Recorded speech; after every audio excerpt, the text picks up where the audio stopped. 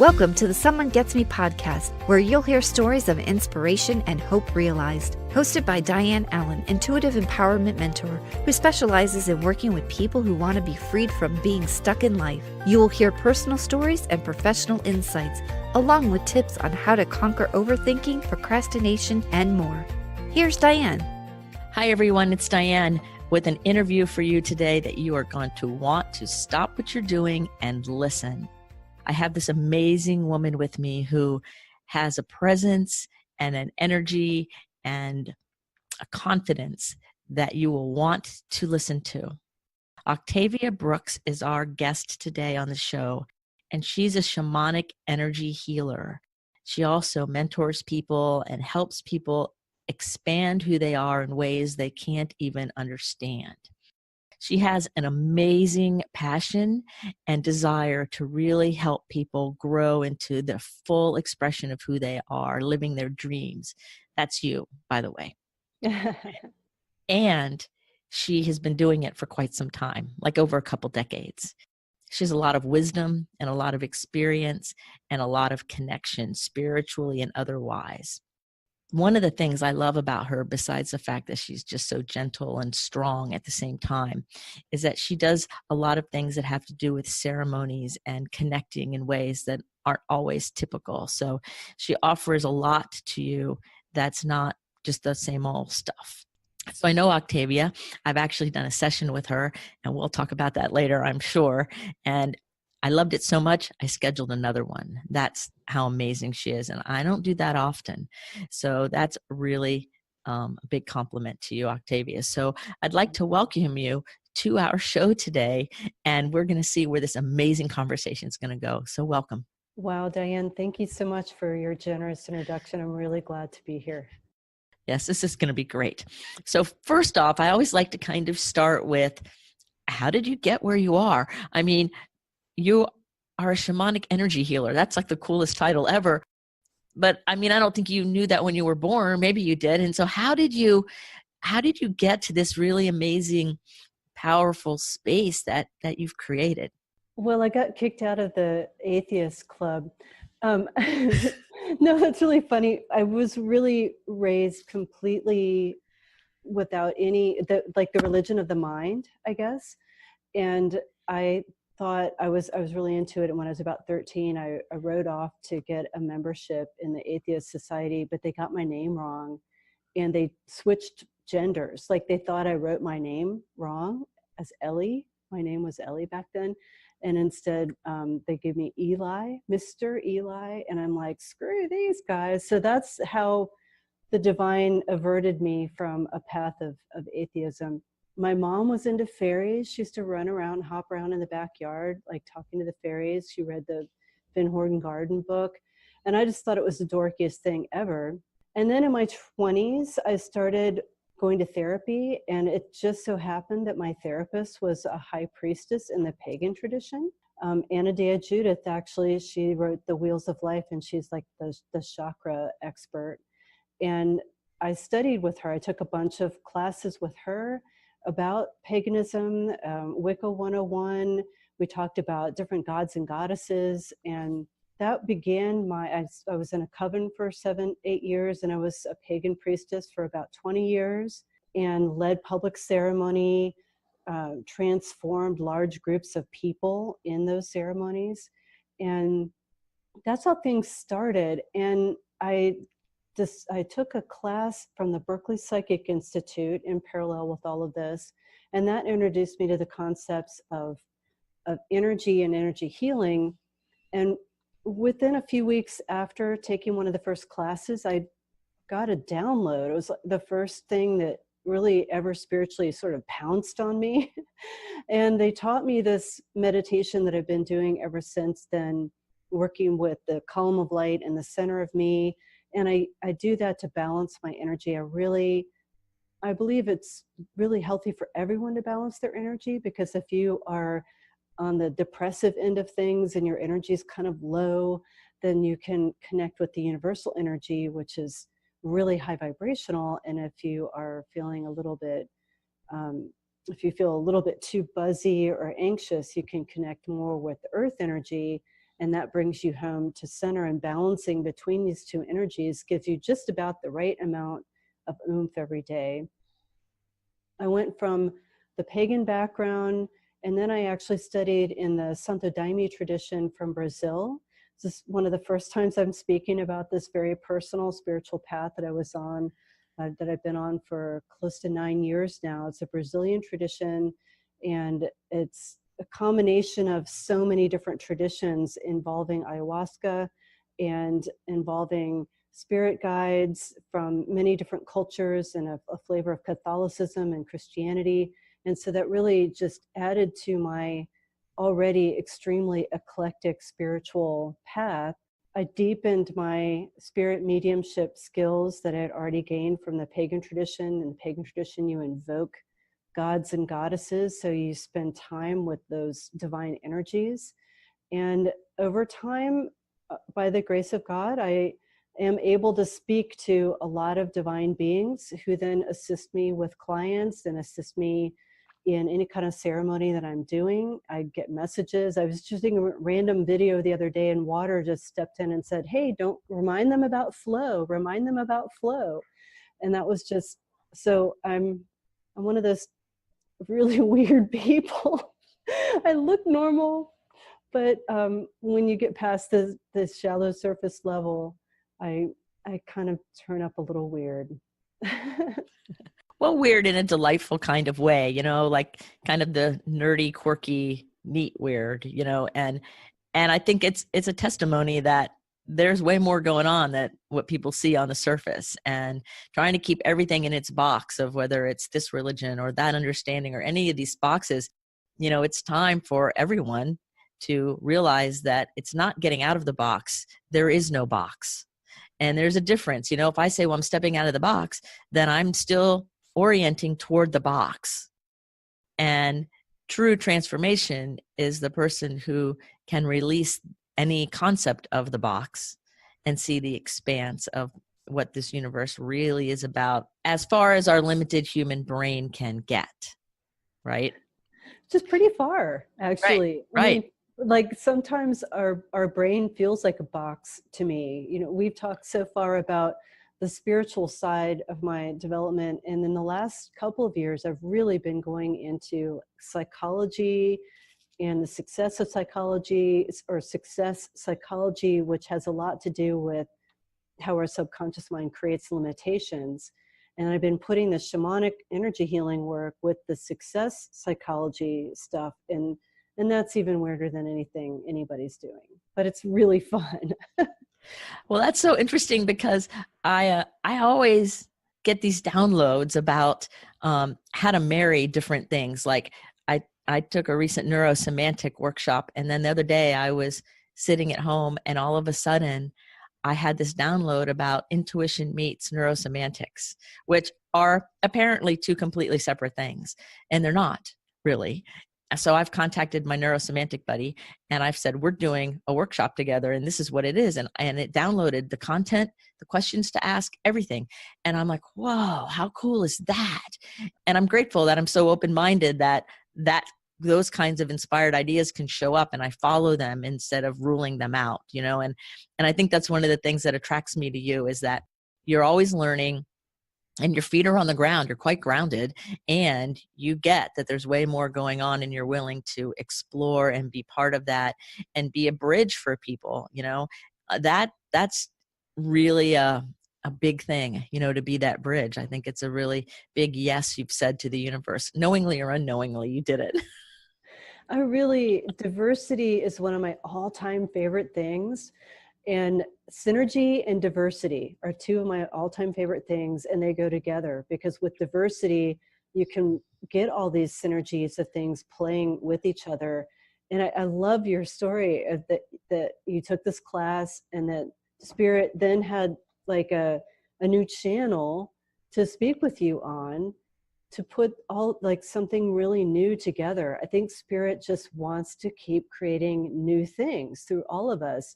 And if we allow ourselves to be siloed, like a lot of culture, a lot of education, especially a lot of higher education, is very siloed. And I want to tell a quick story from this cool book called The Cosmic Serpent. There's a while ago, an archaeologist who, no, I'm not saying this right, an anthropologist who was working with indigenous tribes, but had this kind of distance. Like a lot of anthropology is, let's not get too close. We don't want to influence their culture. We just want to observe it. And one of the roles that he had the most question about was the shamanic role of these indigenous cultures in the Amazon. And the shaman, he said, tell me what kind of visions you're seeing in, and the shaman described these like squiggly lines, and the spirits tell the shaman where to put the energy on the squiggly line. And the guy's like, this just makes no sense to me. How this guy's curing people by the spirits telling him to point energy at this specific place on a squiggly line. And this just blew the anthropologist's mind. Like, what? How is he doing this? It took the anthropologist about 6 years, and he read into chemistry, and he read into biology, and he read into anthropology, and he read into quantum physics, and he read into all these different disciplines that are traditionally like really siloed. And what he realized at the end of all of this is that the shaman was looking at chromosome. That's what the shaman was describing. He was being shown a chromosome where the DNA needed to be corrected on that chromosome so the person's genetics could be healed, like genetic expression turned off or on, so the person could then be healed and made whole. And then which then opened up this incredible understanding of, wow, the spirit world has a lot to show us, and it's a shortcut. We don't have to spend, hundreds of thousands of dollars on an education to get like super specifically siloed in this one way.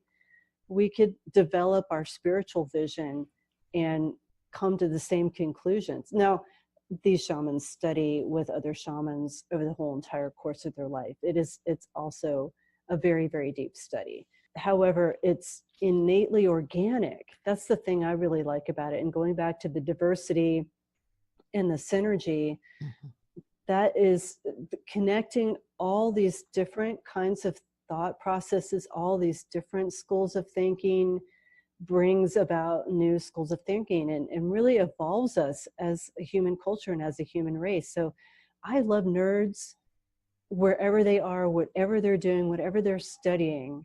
I love nerds, and nerds bringing new ideas together. I might not look like a nerd. I'm inside, like I've felt nerdy my whole entire life. I'm a big fan of nerds. Oh, I love it. And you bring up the whole point of study. And a lot of people think that spiritual things are all woo-woo and there's nothing to it, but that's not the case.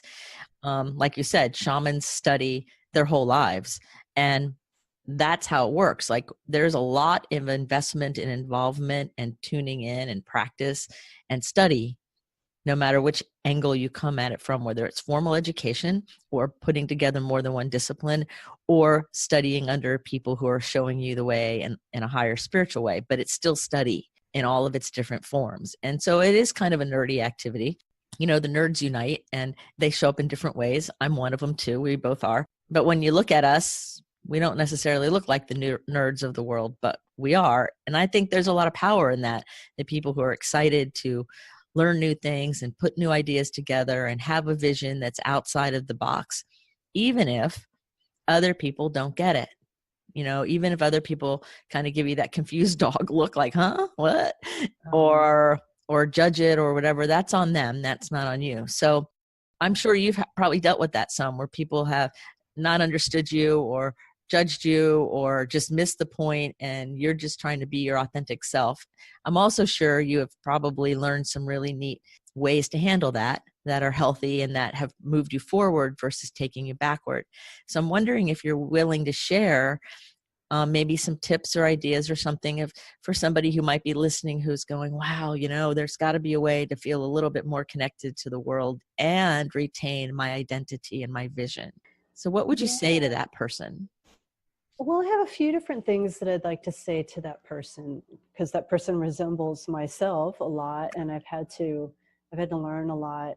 A couple things. One is, I think it serves you, and I think it serves everyone, for people to understand what your message is.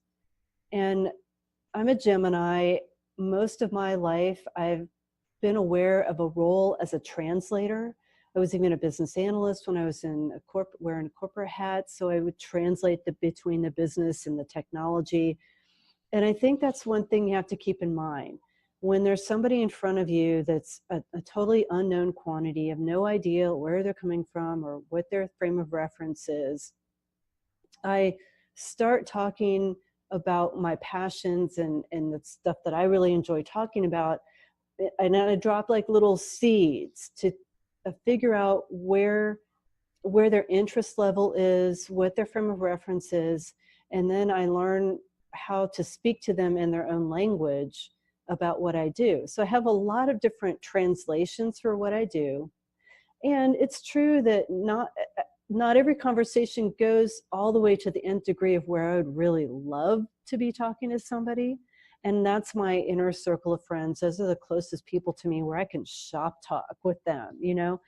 And yet I really want to be able to communicate with anybody I come in contact with. So I do this like translation into language that I think people can understand a little bit better. And I go as deep as their interest level will take them. So I watch really carefully about people's body language, and I allow them to pull questions, to like ask me questions to engage me further. And then oftentimes I find myself at a table because this shamanic stuff is so exotic and strange to people. And when I tell people the types of benefits that I'm able to get from my clients, they start asking me a lot more questions like, well, how do you do that? And how do you do that? And now I've just, depending on the social setting, and I don't want to hog up a whole 20 minutes at the table talking about the incredibly weird life that I lead, I just have like different versions of it, the short version, the quick answer. And honestly, it's really taken me a lot of time with people to cultivate these ways of talking to people. And I know that your listeners are as smart and intelligent people, because otherwise they wouldn't be so passionate about stepping out and doing something so unique in the world. And I honor you all. I really appreciate you carrying the torch for your light. And I really know how sometimes it feels really isolating. I really get that. You have to find community. You have to find some like-minded people. And I found them in strange corners. I mean, I've moved to places like Austin, Texas. I lived in Austin, Texas, and I lived in San Francisco, and I lived in Portland, Oregon.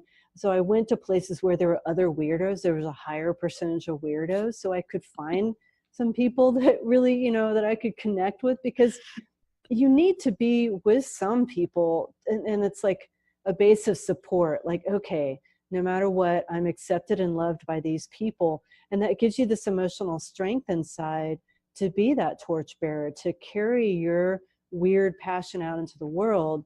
And then I will also say that know that you are loved by the universe. I just can't, I have to say this. Know that you are being pushed forward by the life force of the divine flowing through you. You have this passion for a reason. Yes, not every step is going to be on, you know, rose petals. Some steps are going to be a little harder to take than others. And you know that you're on your path.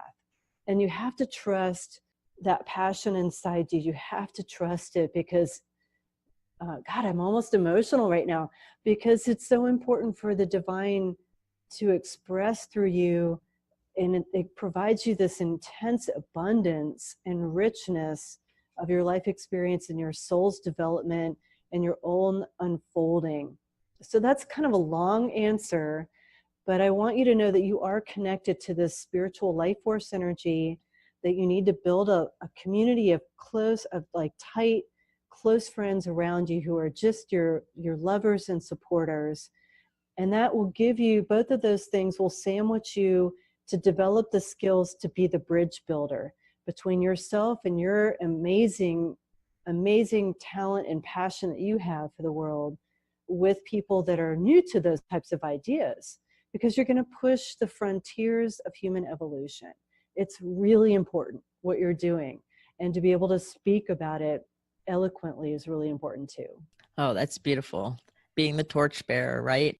And it's okay. It's all okay to be the weirdo, because the weirdos are the ones that actually are here to make the difference, right? So I think so. it's one of those paradoxes. Sometimes when you feel alone, it's because you're meant to stand out, not because you're meant to hide, in so many different ways. And I love how you said that. You inspired me when I was listening to you, and I'm like, yes, yes, yes. I'm cheering it on because it's true. It's really true. And learning how to speak to people and read where they are and respecting them in their comfort zone, I think is really important. I see some people sometimes trying to shove their newfound ideas or whatever down other people's throats, and that doesn't work. It's more about invitation, and sharing enough that meets people's comfort zones. Yeah. I know some shamanic healers that are actually in the Hopi tribe, and I've spent a lot of time with them. So shaman healing to me is familiar. It's fascinating. And there's a power there that I don't know how to describe in human words. And so when I met you, I met Lewis and Rowana from the Hopi tribe many years ago. And I don't know that I don't know that I had a statement one way or the other about the word shaman or shaman healer. I thought it was indigenous people who were cool. The healers of the indigenous people. Okay, that's good. That's about as far as it went until I met them. And when I met them, I had a really stressful job and I was on a vacation, and my friend knew them and said, let's go hang out with the Hopis. I'm like, yeah, why not? Right. And so we spent the whole day in their house and all through and doing ceremonies, all kinds of neat things. We did this prayer on the front yard. Well, it was the desert. We would call it the yard. There was no grass. It was desert, but in front of the house. And we were all arm in arm, and they were speaking in their native language. And next thing I know, the whole circle of us was just moving together, like in this rhythmic circular motion. And I could feel the earth, and I could feel the power of nature, air, divine, all of it so palpably that it changed me forever. And I remember it was 2002 because I came home. I remember trying to tell everyone, I have not told the story in years, trying to tell everyone how much of an emergency it was that people start waking up and connecting the higher divine things with earth. Like, it was an emergency, and I was in this state of emergency in my heart for many years. I still feel it at times, and nobody would get me. They thought I'd really gone off. They knew I was eccentric, but now I'm off the edge, like it was, oh, there she goes. I'm like, no, I felt it. And I still remember, like, when we were going in circles and you could feel it, and I don't even know what they were saying. I don't know that language, but I can tell you it was the most connected, power situation that I had experienced to date at that point in time. And then it was all done, and we were having tea later and things, and you're not allowed to take photos out in the land because it's sacred land, but we took photos together in the house. That was okay. We go in the house afterwards, and Lewis looks at me, and they spoke very good English. The prayer just wasn't in English. And he said, when was the last time you were blessed? And I said, well, just a few weeks ago, I was sitting under an oak tree, and a hawk got a pigeon, and I was rained on by white feathers. He said, oh my, I knew it.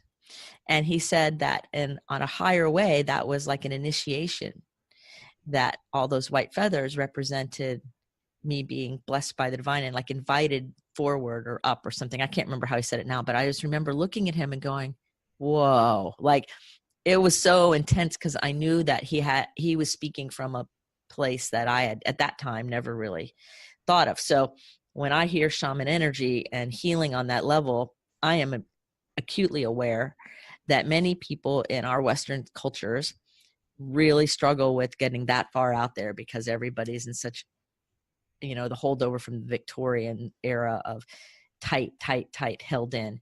And so when I met you, and I think of those things, like that story, plus many others that went with that experience and others like it, I think, wow, there's such a freedom and a fresh of breath air, a fresh of breath air. How about a breath of fresh air? That's a good one. To be able to start saying, wow, there is way more going on in the world.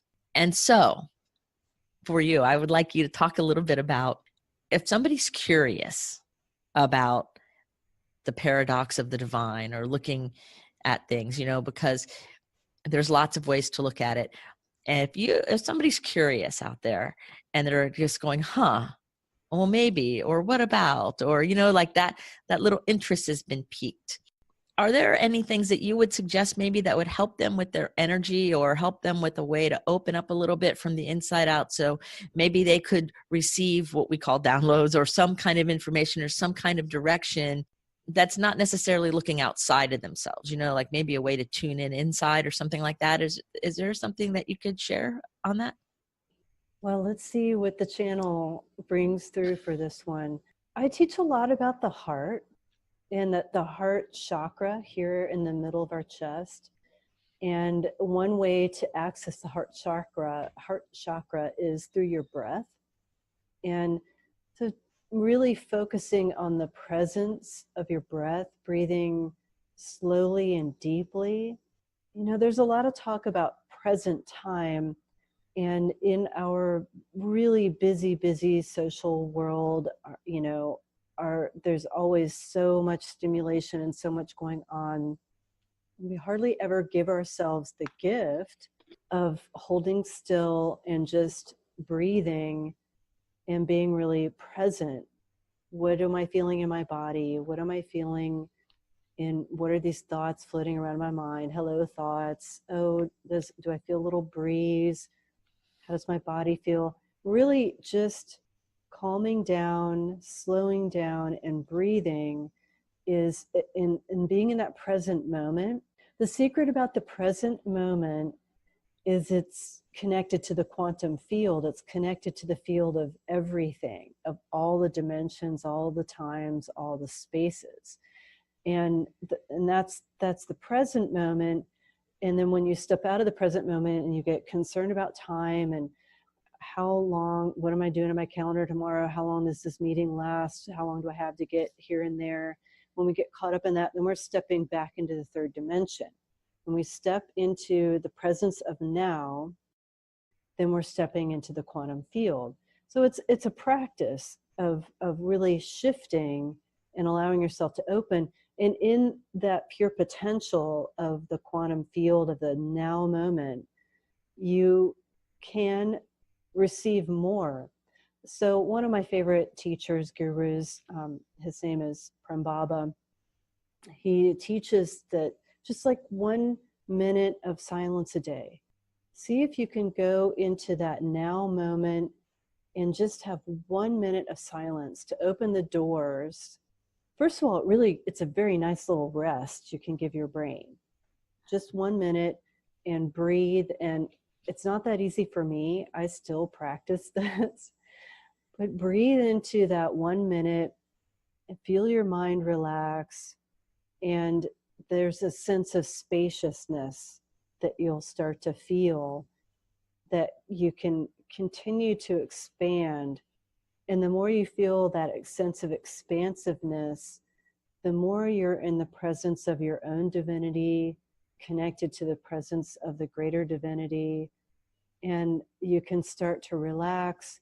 All of this opens your heart, and you can really connect with the power and the potency of that divine place.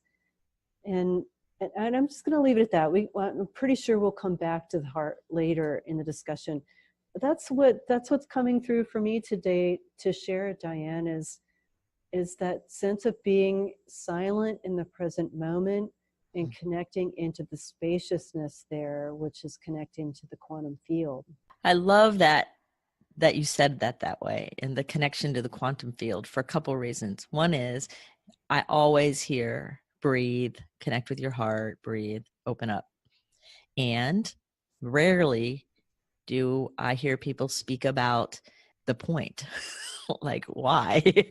Like, okay, take a breath. Well, great. And some people who are living in their head, they're kind of frozen from their neck down and they're living in their head. They like to know why. And, the research shows the human brain likes to know why before it'll actually do something. So the adult human brain. So that's kind of interesting. And it is, all about that greater connection, honoring and being in that space. So that was a beautiful description of how to do it and the power of it. It's not just learning how to breathe. It's learning how to realize that when we're breathing and we're in that present moment, that it's that paradox. So we're in this one moment that is so expansive that it touches everything, but yet we're in that moment. And it's that paradox of expanding fully out while connecting deeply within at the same time. That is where our authentic power is, really, our spiritual power. So that was beautiful. I love that. Yeah, we're multidimensional.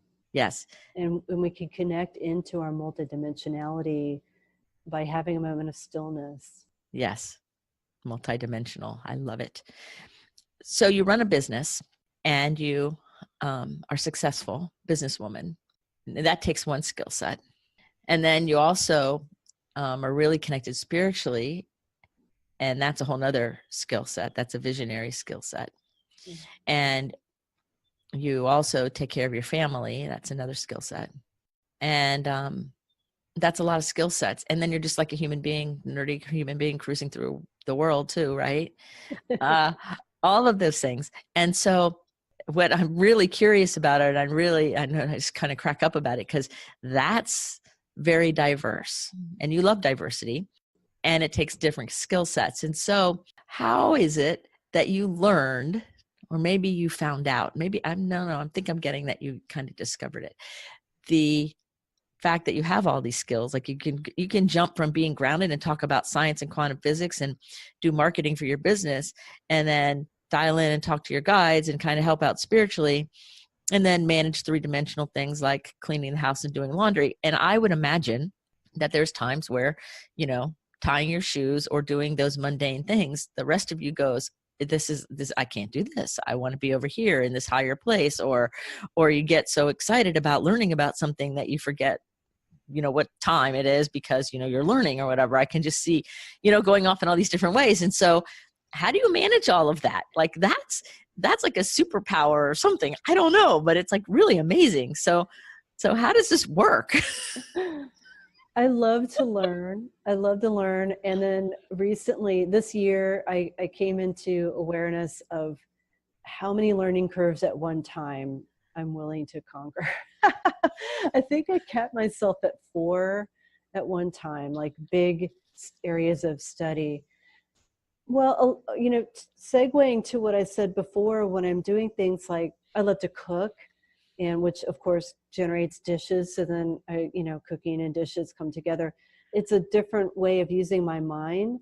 When I'm in my business, I'm very focused. I'm task oriented. I'm planning, and I'm jumping from task to task. And so then when I go into the kitchen, I move into this creative space, which helps me feel, it really relaxes my mind. So it's I've used my mind in different ways, and that's how I generate balance. So I've got like the business way of using my mind. I've got the cooking and creative ways of using my mind. And I do a lot of writing and videos for my business as well. And then I've got I'm studying now. I'm hot to learn Spanish. So I've been studying, and I moved to Mexico so I could really give myself the full opportunity to achieve this goal of learning Spanish. So I read Spanish every day. I talk Spanish, speak Spanish every day.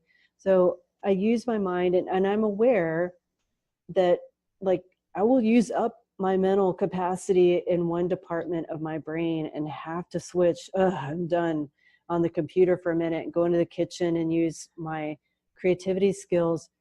And when I'm doing things like chores, it's a lot about being in the present moment. You've heard gurus say, chop wood, carry water. You don't have to have a differentiation of I'm meditating now. I'm meditating in this conversation with you, Dianne. I'm meditating when I'm cooking in the kitchen. I'm meditating when I'm on the computer doing my business stuff. And when I'm studying Spanish, when I'm doing all these different things, I want to be present and connected with my divine self so that whatever I'm doing, I'm bringing my absolute best to it. And I monitor my presence all day long. Am I being present in this moment? What am I doing right now? What would I really love doing right now? Do I need to shift? It's the transition moments. I'm going from exercise to what am I doing next? Am I going to do, this morning it was, shall I stop and do a little bit of shopping that I need to get done? Or shall I just run home as quick as possible and jump into work? So those transition moments, I always have to ask myself, what's the best use of my time in this moment? What would bring me joy and happiness in this moment? Okay, that's what I'm going to do next. And that paves the way. That's like the transition moments between one thing to another. And that's some of how I bring the balance between it all. Did I kind of touch on your question there, Dianne? I hope I didn't just ramble off into the weeds somewhere. Well, not only did you not ramble off into the weeds, I wrote it down as I asked the question to have you share about your transitions. Awesome. I think I got the message. You got the message, because it is about like the transitions and how do we go from place to place. And you just explained exactly what I was hoping and wanting for you to share about, is how to choose and make the transition in between all of the different things. Because I think a lot of people over love, I guess, multitasking. And I keep saying multitasking is not healthy. The other word for that is polyphagia. It's not healthy. Sequential tasking is where we need to be. And if you're somebody who's gifted and has a lot of brain cells and a lot of activities, 4 learning curves at a time and those things, then the sequential tasking might move rather rapidly. But to try to hold it all it's simultaneously and multitask, which was, overly revered way back when, is unhealthy and it's not good for us. And so it also sets you up to feel like you can't do what you need to do because it's not correct. So I was hoping you would talk about transitions, and you did. And I think making the choice in transition of what will bring the best joy and the highest use of my time and the highest use of my resources at that moment as I go into the next activity brings my highest resources and my joy with it. Whereas the mentality of I have to, or I don't want to, or, like that heaviness, then also brings that energy with it. And so, yes, we all have multiple things that we do and lots of responsibilities, and that's great. And transitions are important. One thing you just said, Dianne, about having things in our life that we don't really want to do so much. Do you mind if I speak about that a little bit? Sure. Especially as an entrepreneur, and especially as people who are torchbearers, who are forerunners. One thing to know about being in that forerunner state, that cutting edge of humanity state, is that you are literally pushing an envelope of energy out in front of you, right? You're not following in the tracks of somebody else. You are making the way for people to follow you. So think about the formation of geese and how one of the geese is at the front of the formation. That goose is working harder than the whole entire rest of the formation. And that's why they rotate out that role, because they're literally cutting a way forward for the rest of the flock. And those who are further back, they have to do a lot less work. They're able to glide a lot more, and they can rest. So that's how they cover these really long migration patterns. So think of yourself as that cutting edge person. Well, we've got those external forces, like if you think about the wind coming towards the geese, the external forces and the pressure of society, and we're trying to change the pressure in front of, we're trying to change society with our new idea. And then we have these internal forces as well of things that might cause us fear or worry, or, oh my God, that's just too big. Oh no, I'm pulling the sheets up over my head. I can't take it today, or I'm even exhausted. And these might bring us into these procrastination patterns where I'm leaving that over to, I'm going to get inspired one day to do that. And one day that day will come. Well, what if that day in the grand scheme of things needs to happen today? And you wake up in the morning and maybe you feel inspired, or maybe you get a kick in the butt by the divine saying, you need to do that thing today. Some of us really do get intuitions about like a timing, a divine right timing.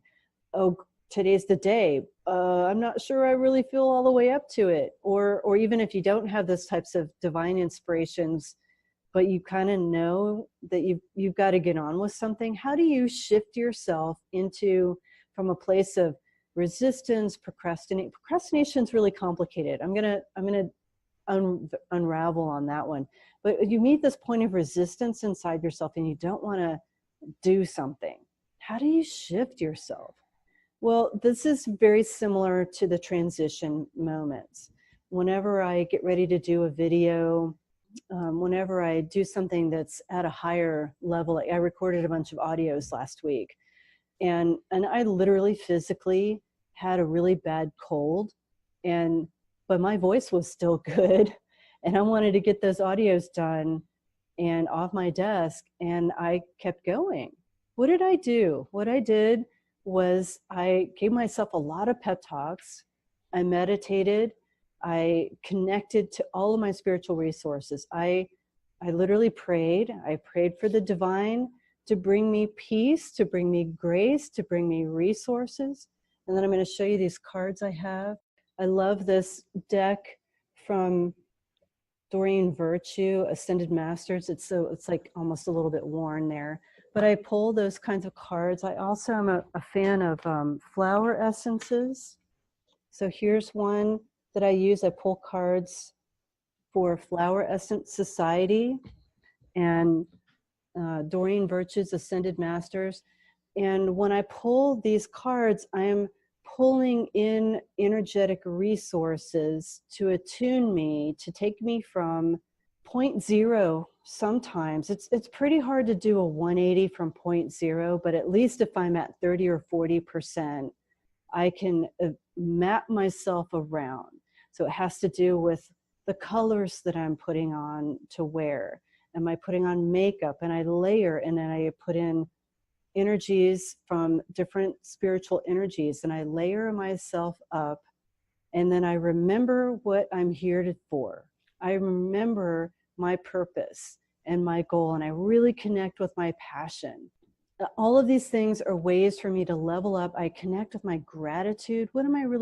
I'm so grateful for the opportunity to record these audios for Insight Timer. I'm so grateful for the invitation to be a teacher in Insight Timer. I am so grateful that I want to give them what they asked me for.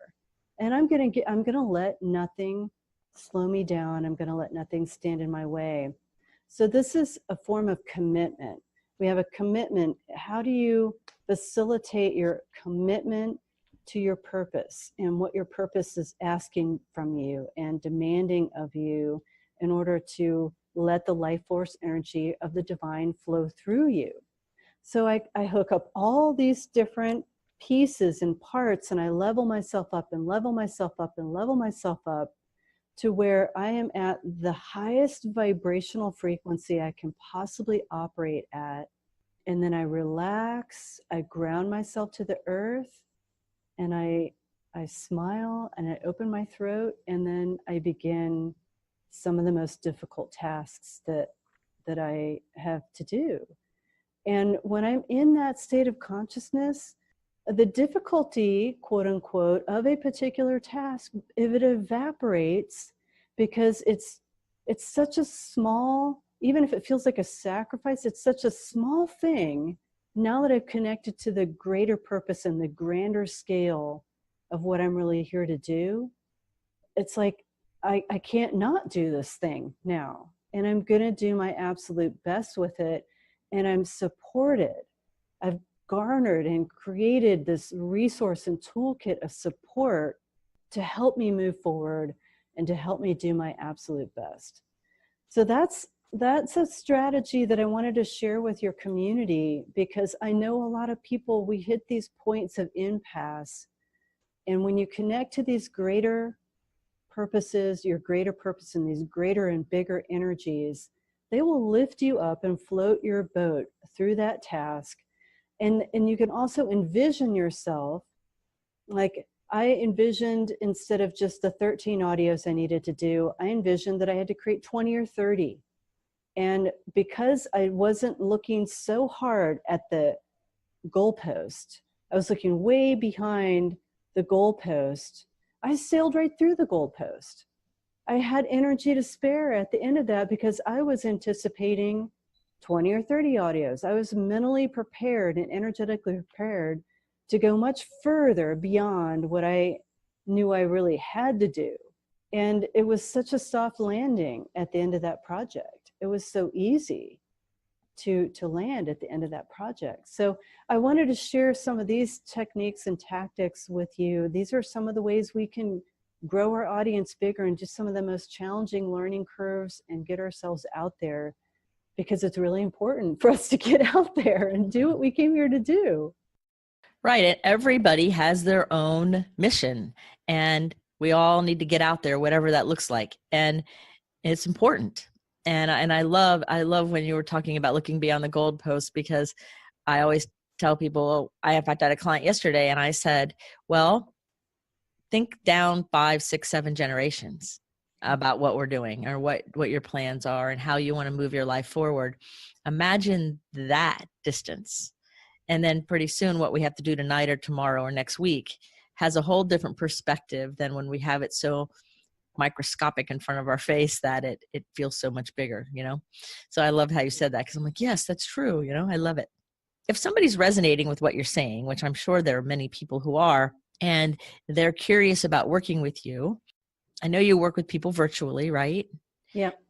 And so, and you have a website that's octaviabrooks.com, which I will put in the show notes so that people can reach you directly through that.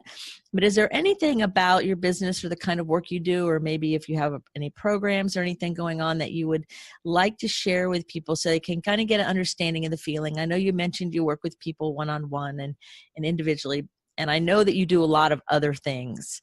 And your website is full of amazing information. I love your website. I like to read all the neat things on it. But what would you like to share with people about how to work with you, or ways that you think you could kind of step into their life and be of beneficial presence? Okay.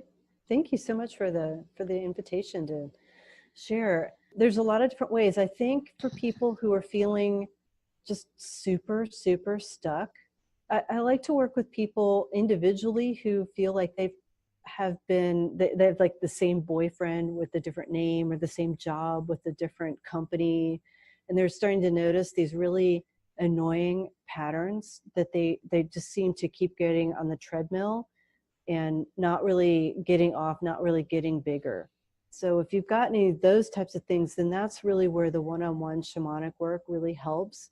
The energy, moving the energy, and then coming in with some coaching about how to use affirmations and positive thinking, a lot of like similar to what I've shared today. They're very, very compatible, and it gives you the opportunity to literally rewrite the wiring in your brain that's causing you to go into those sort of treadmill habitual patterns. So that's the realm of the one-on-one work where I really like to work with people. And then I also teach, well, I mentioned that I really like to teach energy balancing, and that class is going to be available on Insight Timer it's going to be January 2019 when that's available. And I also have some other online classes that I call the Shamanic Wisdom series. And the class that I just mentioned is one of the 6 classes in the Shamanic Wisdom series. I also teach about connecting with the 4 elements and the 4 directions, and how to create altars, and the value and the benefit of starting those communications with energies and beings from the other realms and the other worlds. As I mentioned, I pull cards from the Ascended Masters, and then their vibrations come to support me. What if you didn't have to pull cards? What if you could just like call down the certain energies that you needed to really succeed with something? And that's the beginning class, is how to start communicating with one of the elements and having that dialogue with a spirit from another realm, beginning to open your spirit mediumship. One of the other classes I talk about several different types of energy balancing. I work with the chakra system, and that's maybe not as traditional shamanic. The traditional shamanic is more available in my one-on-one sessions, and I also do spiritual mentoring of anybody that would like to develop their spiritual skills and would like to develop their skills of spirit mediumship and learn about things like how to break curses and how do you release entities and all that completely weird esoteric shamanic stuff. And so those are some of the ways to contact me. And in the coming, again, in January 2019, I'll be offering, and I will probably offer these kinds of things regularly. It's not really a class so much as a group experience that includes ceremony, and I like to tie ceremony in with brain stuff, because I really believe that when we ritually recognize that we are initiating ourselves into a new chapter, we're leaving an old chapter behind, we are cutting cords with that old chapter, we're not going to be that person anymore, we are only going to be this new person. When we use ceremony and initiation and shamanic practices to step over that line and be somebody new, then it facilitates our commitment to being that new person, to really making those changes. So I'm offering this around the turn of the year, the beginning of the year, so that we can step into our biggest selves as we go through this year. And we can step into a full toolkit of resources using shamanic journeys. That's another thing I offer, is shamanic journeys, where you can go to these other realms and recruit resources to yourself, energetically, spiritually. Who knows how they really show, like what they really are, because we see a symbolic version of them in the shamanic journey, and then we magically have those new skills and resources when we come back out of the journey into our real world. So I like to load people up at the beginning of the year to set themselves on track, and then they'll be able to go back to the materials they create to recalibrate themselves to that person that they said and committed to being at the beginning of the year. I think it's more effective than setting New Year's intentions. I want people to be successful. I don't want people to feel like they're making another promise and they're just going to break it 2 or 3 months from now. No, we're going to decide who you really want to be, what you really want to experience in this year, something that will carry you through the whole entire year. So those are a few things that I'm doing right now, Dianne, and there are heaps of resources on my website. I've recorded a lot of teaching videos, a lot of blog posts. There's a lot more information about who shamans are, what kind of toolkits we have. I mean, there's plenty out there. I have a YouTube channel too, if you're a video person. Does that answer your question, Dianne? Oh, abundantly, yes. So I'm going to put Octavia's website or YouTube channel and all of her different social media links on the show notes for this show, so you can check her out. And one of the things to think of is, if you're a little bit curious, or maybe you're sitting there and judging and thinking it's very woo-woo what she's talking about, it's not woo-woo at all. You're speaking to a well-educated person, or you're listening to a very well-educated woman who is educated in multiple areas and has expanded herself to be able to bring them through in different ways. So what I always tell all the people that I work with, that if you find yourself quietly judging or curious, then to ask for more information and learn more, and always say, tell me more. And once you start hearing the answer to the tell me more, you will see what your soul is searching for. So if you have any of those experiences while you're listening to us today, I suggest you contact Octavia and ask her to tell you more, and you will start learning and exploring things that you probably never thought were possible, but yet are amazing for you. So thank you very much, Octavia. One more question, and then we'll be done. I know I'm keeping you longer than usual, but it's so exciting. Is there anything that your heart says that you would like to share with everybody? A question maybe I didn't ask, or something that you think is just, or you feel is important?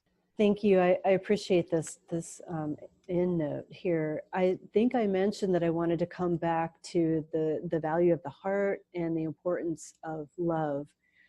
Love is the primary energy that I work with clients, and to me, it's literally the energy that holds the universe together. It is the energy of the quantum field.